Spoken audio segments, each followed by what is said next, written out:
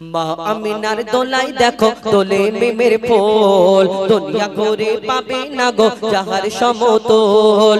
মা আমিনার দোলাই দেখো দোলে মিমের ফুল, দুনিয়া ঘুরে পাবে না গো যাহার সমতল। সে আসার পরে পড়ছে দেখো, আসার পরে পড়ছে দেখো সারা জগৎ কোল। কি পড়ে? বলে লা ইলাহা ইল্লাল্লাহু মুহাম্মদ রাসূল, লা ইলাহা ইল্লাল্লাহু মুহাম্মদ রাসূল। মা আমিনার দোলাই দেখো দোলে মিমের ফুল, দুনিয়া ঘুরে পাবে না গো যাহার সমতল। মা আমিনার দোলাই দেখো দোলে মিমের ফুল, দুনিয়া ঘুরে পাবে না গো যাহার সমতল। মা আমিনা চিন্তা করে আল্লাহর তরফ থেকে কি খবর আসে, কি খবর? কবি ছন্দের মাধ্যমে আরো কি লিখছে দেখো।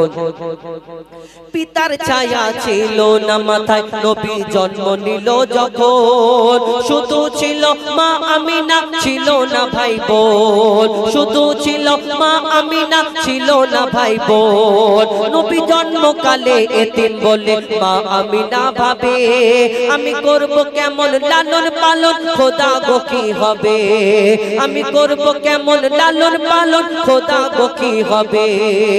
তখনই এক খবর আসে, শোনো আমিনা বিবি, তোমার কোলে নাজিল হলো খোদার শ্রেষ্ঠ নবী।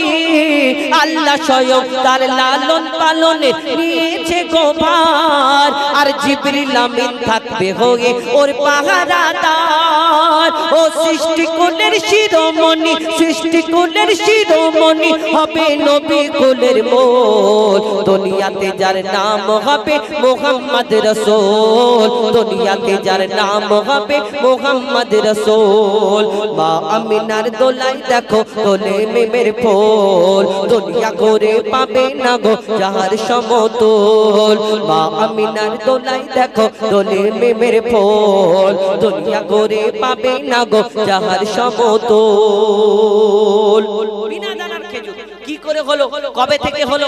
এই ধরনীর বুকে আমার এক নবী দো জাহানের বাদশা যখন দিন প্রচার করে, ইসলাম প্রচার করে, আমার নবীকে অনেকজন কষ্ট দিতেন বেদিনরা, ইহুদিরা।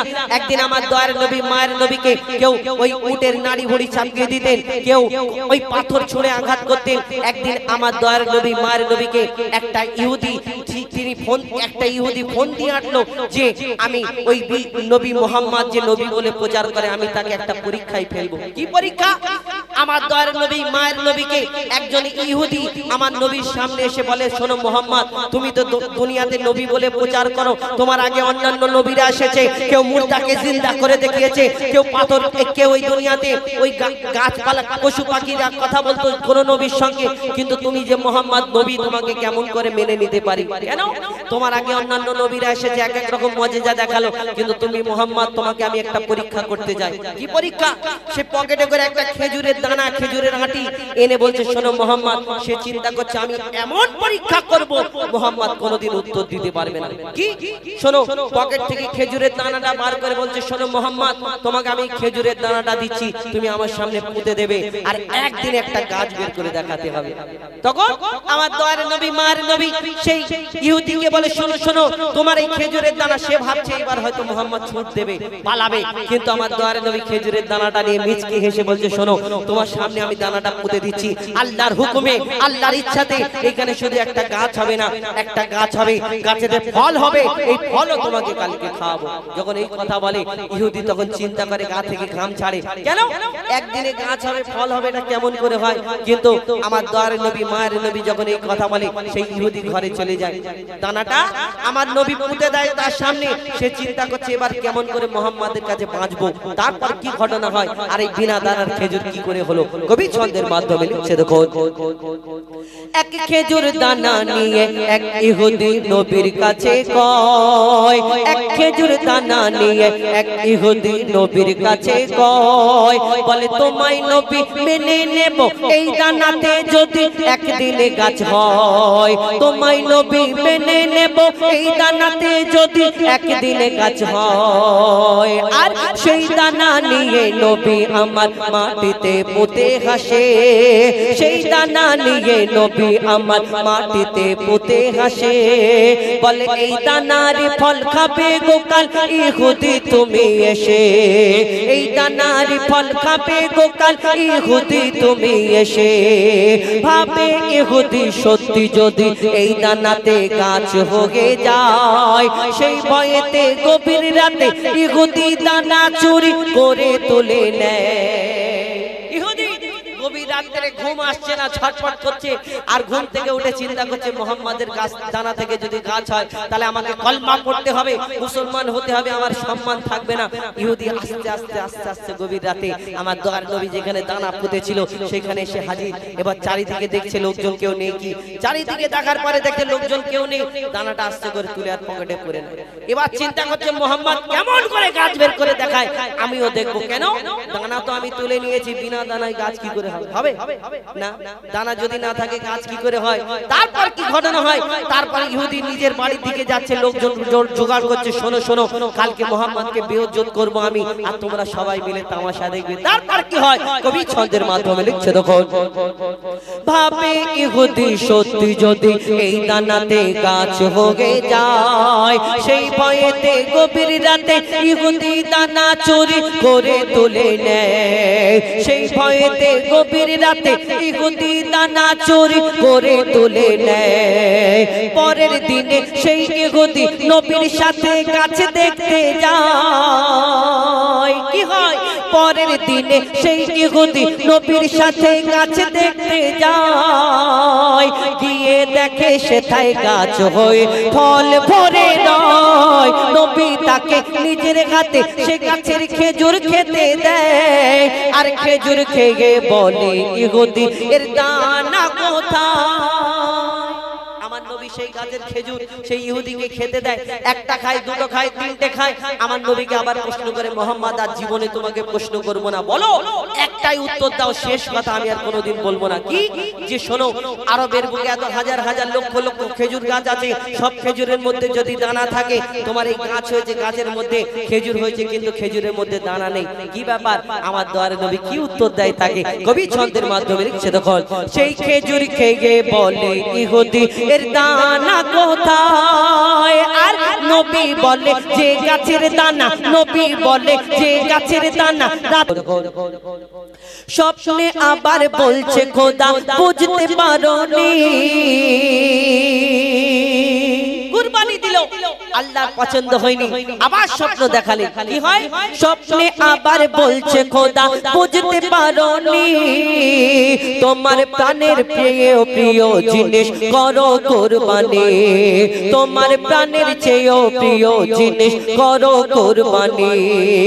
স্বপ্নে আবার বলছে খোদা বুঝতে পারোনি, তোমার প্রাণের চেয়েও প্রিয় জিনিস করো কুরবানি। খোদার ইশারা বুঝে নিল,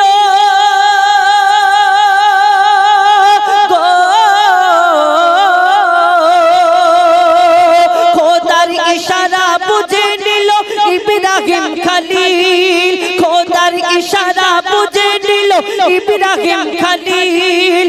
আমার প্রাণের চেয়েও প্রিয় আমার প্রিয় ইসমাইল, আমার প্রাণের চেয়েও প্রিয় আমার ছেলে ইসমাইল। ইব্রাহিম নবী, ইব্রাহিম নবী গভীর চিন্তায় পড়ে যায়, কি করে কুরবানি দেব স্বপ্নেতে দেখা, কি করে কুরবানি দেব বুদ্ধি সে খাটায়, বুদ্ধি সে খাটায়। ইব্রাহিম নবী আল্লাহর হুকুম, আল্লাহর ইচ্ছা, আল্লাহর ইশারা বুঝে নিল। আমার প্রাণের প্রিয় শেষে আমার ইসমাইল, আমার সন্তান, বহুদিন পরে একটা সন্তান হয়েছে আমার ইসমাইল। সেই ইসমাইল নবীকে কুরবানি যখন আল্লাহর হুকুম হলো, তখন ইব্রাহিম আলাইহিস সালাম চিন্তা করে আমার সন্তানকে কেমন করে কুরবানি দেব, বুদ্ধি খাটায়, কেমন করে আমার স্ত্রীকে বলবো, কি ঘটনা হয়। তারপরে কবি ছন্দের মাধ্যমে লিখছে, দেখো ইব্রাহিম নবী ছুটে গেল মা হাজেরার কাছে, ইব্রাহিম নবী ছুটে গেল মা হাজেরার কাছে। ইসমাইলকে সাজিয়ে দাও খোদার দাওয়াত আছে তোমার ইসমাইলকে সাজিয়ে দাও খোদার দাওয়াত আছে পথে যেতে যেতে বাবা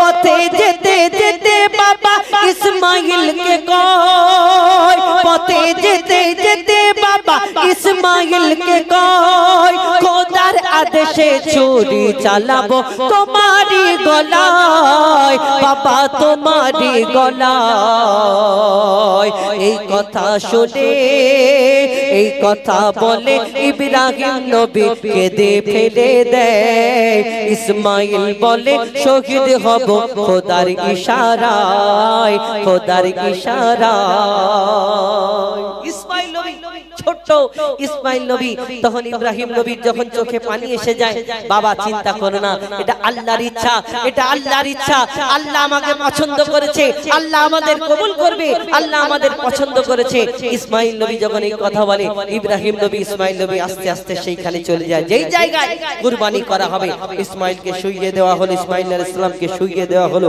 কুরবানি করবে কি ঘটনা হয় তখন ইসমাইল নবী চিন্তা করছে যদি আমার আব্বার কষ্ট হয় আমার আব্বার কষ্ট হয় ইসমাইল আলাইহিস সালাম বলে আব্বা আপনি আপনার চোখে পটি বেঁধে নেন কেন যদি আপনি ওই তাকিয়ে আমার দিকে তাকিয়ে যদি না ছুরি চলে তাহলে ভাবুন একটা সন্তান তার বাপ তার গলায় ছুরি চালাবে আর সেই সন্তান তানাদের আল্লাহ কেমন ভাবে ধননির্ভোগে পাঠিয়েছে আজকে আমরা কুরবানি করি এই কুরবানিটাকে তামাশা বানিয়ে দিয়েছি এই কুরবানিটা মজা ছেলে খেলা করি এই আমরা কুরবানির পশু কিনতে যাই ওই দেখবেন লুঙ্গি উপরে উঠে যাচ্ছে আরেকটু হলে বলে পুরো উঠে যাবে বিড়ি টানতে টানতে চাচা দড়ি ধরে কত নিল কিন্তু এই কুরবানি কি ঘটনা ঘটেছিল যদি আমরা একবার চিন্তা করি কবি ছন্দের মাধ্যমে আরো কি লিখছে দেখুন ইসমাইল বলে ও আব্বা জান চিন্তা করো না ইসমাইল বলে ও আব্বা জান দুঃখ করো না আমার মতো নসিবকে আর পাবে বলো না ওগো আমার মতো নসিবকে আর পাবে বলো না ইসমাইল বলে চোখে তোমার পটি বেঁধে না ইসমাইল বলে চোখে আপনার পটি বেঁধে না আল্লাহর রাহে আমার গলায় ছুরি চালিয়ে দাও আল্লাহর নামে আমার গলায় ছুরি চালিয়ে দাও চোখে পটি বেঁধে যখন চোখে পটি বেঁধে ছুরি চালায় চোখে পটি বেঁধে ছুরি চালায় পাথর হলো দিল ভাবে আল্লাহর রাহে কুরবানি হয়েছে ইসমাইল চোখে পটি আল্লাহর নামে যখন ছুরি চালায় হাতে গরম গরম রক্ত অনুভব করে মনে করে হ্যাঁ আমার সন্তান আমার ইসমাইল আল্লাহর রাহে কুরবানি হয়ে গেছে আল্লাহর রাহে কুরবানি তিনি চোখের পটিটা খুলে দেখে অবাক কি হয় কবি ছন্দের মাধ্যমে লিখছে দেখুন চোখে পটি বেঁধে ছুরি চালায় পাথর হলো দিল ভাবে আল্লাহর রাহে কুরবানি হয়েছে ইসমাইল আল্লাহর রাহে কুরবানি হয়েছে ইসমাইল চোখের পটি খুলে দেখে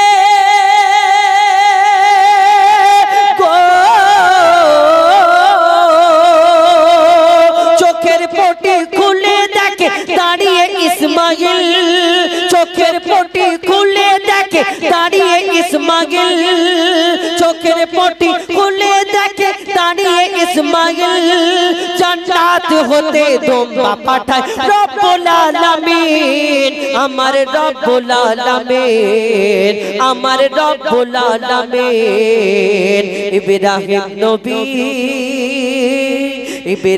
নবী পাশ করেছে খোদার পরীক্ষায় ইসমাইলকে সরিয়ে সেথা তোমরা রাখা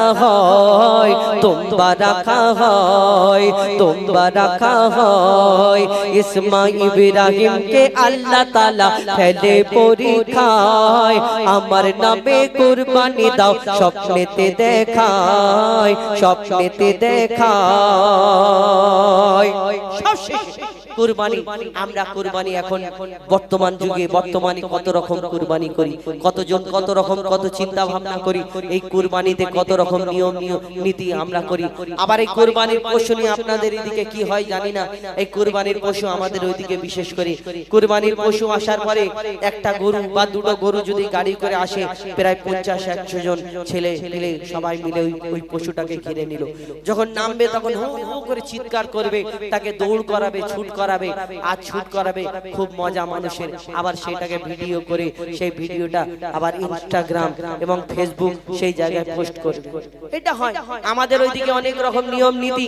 আবার অনেকজনা এই রকম গরু ওই রকম গরু, আমরা পশু কুরবানি। আল্লাহ তো এই মন দেখে, আল্লাহ তোমার এই সাদা গরু কি কালো গরু দেখবে না, আল্লাহ তোমার ছোট গরু কি বড় গরু দেখবে না, আল্লাহ এই দুনিয়াতে তোমার কুরবানি তোমার ত্যাগটা দেখবে।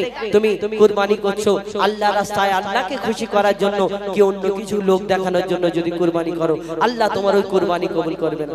অনেকজন আবার আমার ঘরের মা বোনেরা আছে, যদি একটু গোশ কম হয়ে যায় তখন মনে করে কুরবানি দিলে এই 5 মনের গরু একটা বা 5 মনের মহিষ, 5 মনের একটা যদি এত বড় কুরবানি করলে, আর আমার ঘরে এই একটুখানি গোশ, অনেকজন চিন্তা করে মনে করে গোশে এত একটুখানি গোশ মন ছোট হয়ে যায়, কে মন ছোট করবেন না।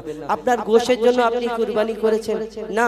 কবি ছন্দের মাধ্যমে শেষ কথায় আর কি লিখছে দেখুন, লোক দেখানো কুরবানিতে করো না গো ভুল, লোক দেখানো কুরবানিতে জাগবে না রে জোশ, আর লক্ষ টাকার গরু কিনে হাঁড়ি বোঝায় গোশ, ওই লক্ষ টাকার গরু কিনে হাঁড়ি বোঝায় গোশ। রেশারেশি কুরবানিতে করো না গো ভুল, তুমি রেশারেশি কুরবানিতে করো না গো ভুল, আল্লাহর দারে এক বিন্দু হবে না কবুল, আল্লাহর দারে এক বিন্দু হবে না কবুল, আল্লাহর দারে এক বিন্দু হবে না কবুল। পশুর বদলে আজকে যদি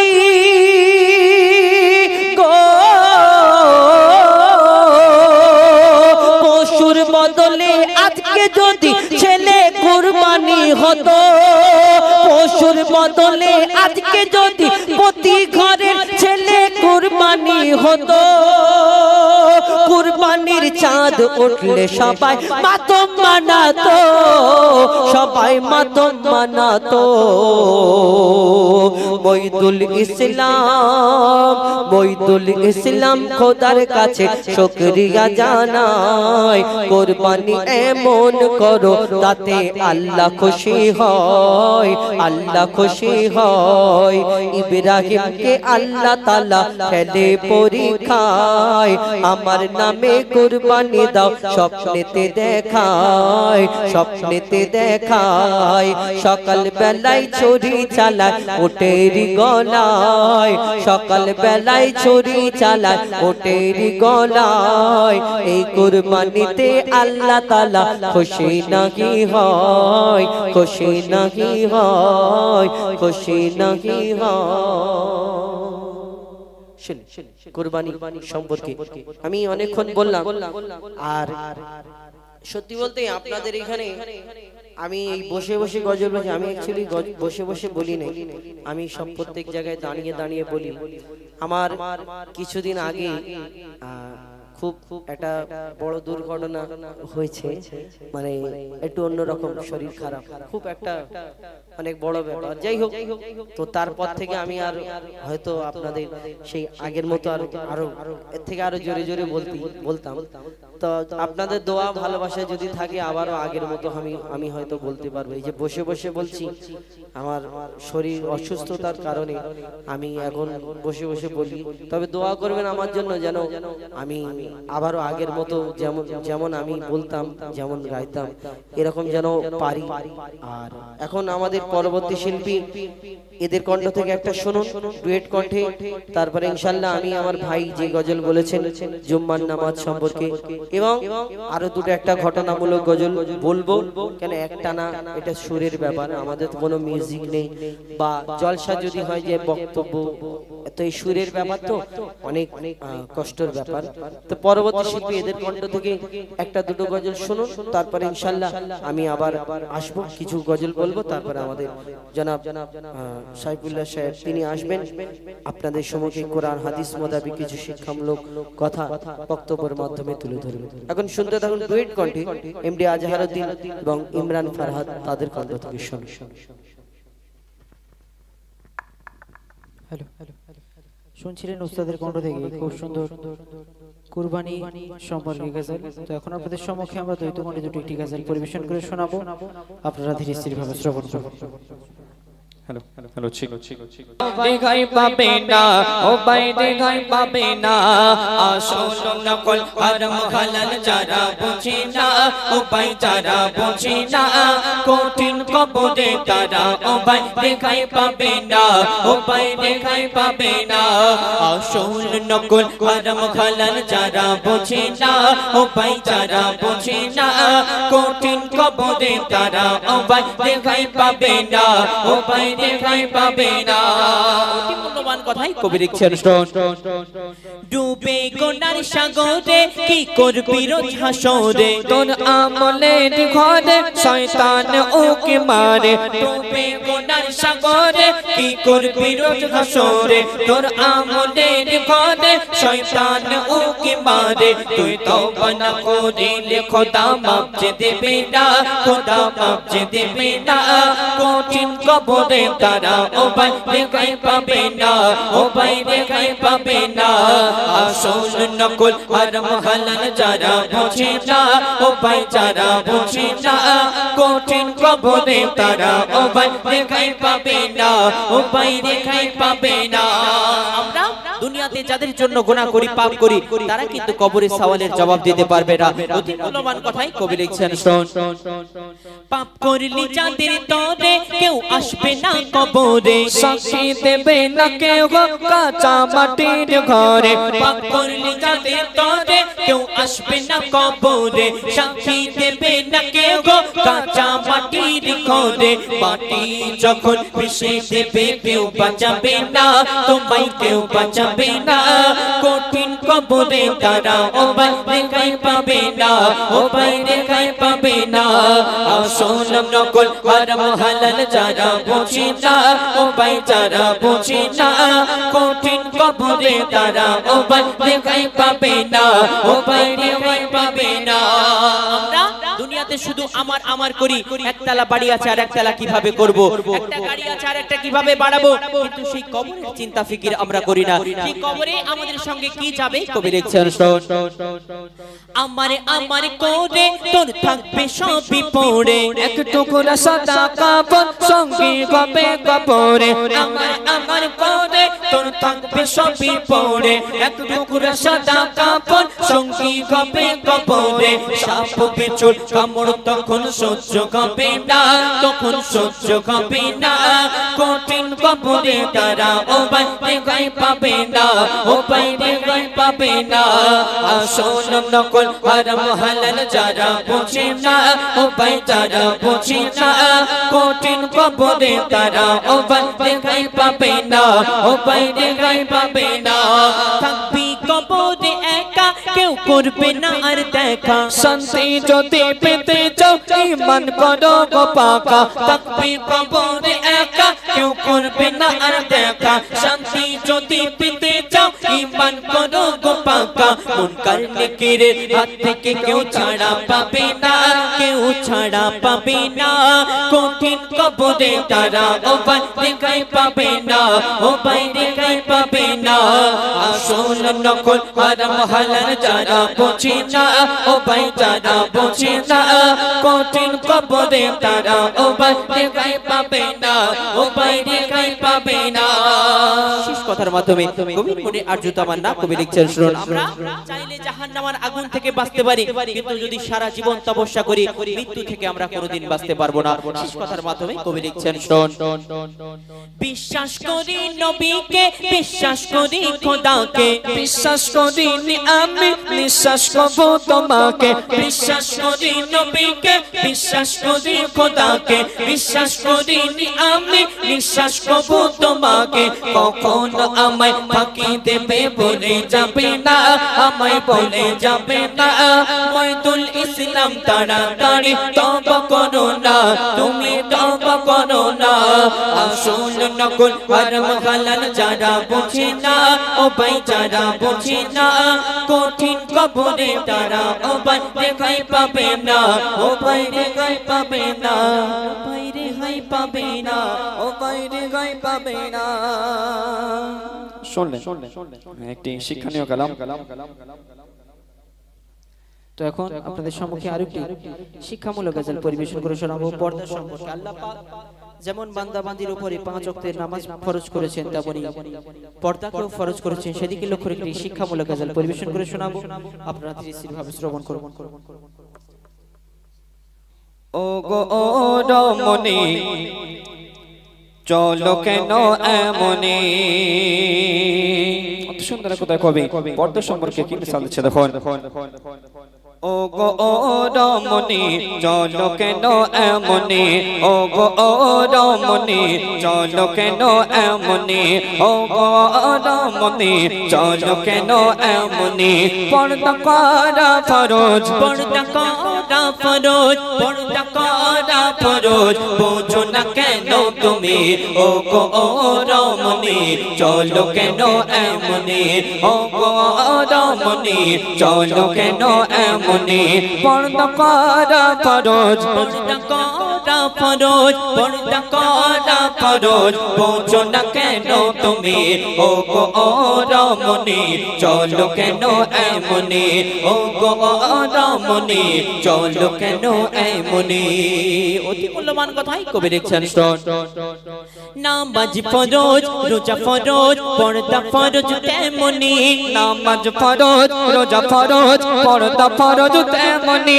পর্দা ছাড়া চলা হারাম, পর্দা ছাড়া চলা হারাম, এই যে কোরআনের বাণী। ও গো ও রমণী চলো কেন এমনি, ও গো রমণী চলো কেন এমনি। পর্দা করা ফরজ, পর্দা করা ফরজ, পর্দা করা ফরজ, বোঝো না কেন তুমি। ও গো রমণী চলো কেন এমনি, ও গো রমণী চলো কেন এমনি। তারপর কবি অত সুন্দর কথা কারো কি মিসাল দিচ্ছে দেখুন। পর্দা নারীর ভূষণ, পর্দা নারীর ভূষণ, পর্দা যে নারীর খনি। পর্দা নারীর ভূষণ, পর্দা যে নারীর খনি। পর্দা করে চললে পরে, পর্দা করে চললে পরে হবে না পেরেশানি। ও গো ও রমণী চলো কেন এমনি, ও গো রমণী চলো কেন এমনি। পর্দা করা ফরজ, পর্দা করা ফরজ, পর্দা করা ফরজ, বোঝো না কেন তুমি। ও গো রমণী চলো কেন এমনি, ও গো রমণী চলো কেন এমনি। অতি মূল্যবান কথাই কবি কি মিসাল দিচ্ছেন শুনুন। দেখবেন কোন ফল বিক্রেতা মানুষের সুবিধার্থে যদি কলার খোলাগুলোকে ছাড়িয়ে বিক্রি করে, আমরা সেই কলা নেব না, কারণ সেই কলাতে অনেক মশা মাছি বসবে, সেই কলা খেলে আমাদের অনেক রকমের রোগ জীবাণু হবে। ঠিক তদ্রূপ আল্লাহ পাক প্রাণী জাতকে অনেক সম্মান, অনেক বার্তা দান করেছেন, কিন্তু আমরা সেই সম্মান ধরে রাখতে পারি না। অতি মূল্যবান কথাই কবি লিখছেন।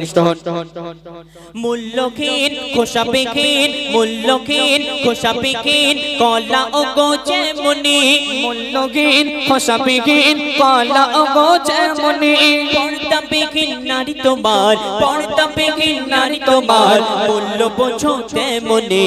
ও গো রমণী চলো কেন এমনি, ও গো রমণী চলো কেন এমনি। পর্দা করা ফরজ, পর্দা করা ফরজ, পর্দা করা ফরজ বোঝো না কেন তুমি ও গো রমণী চলো কেন এমনি ও গো রমণী চলো কেন এমনি শেষ কথার মাধ্যমে কবি আরো লিখছে দেখো মুজিবুল আজ বলে মুজিবুল আজ বলে শোনো গো বোন তুমি মুজিবুল আজ বলে শোনো গো বোন তুমি পর্দা কেমন করেছিল পর্দা কেমন করেছিল দেখো নবী নন্দিনী ও গো রমণী চলো কেন এমনি ও গো রমণী চলো কেন এমনি পর্দা করা ফরজ পর্দা করা ফরজ পর্দা করা ফরজ বোঝো না কেন তুমি ও গো রমণী চলো কেন এমনি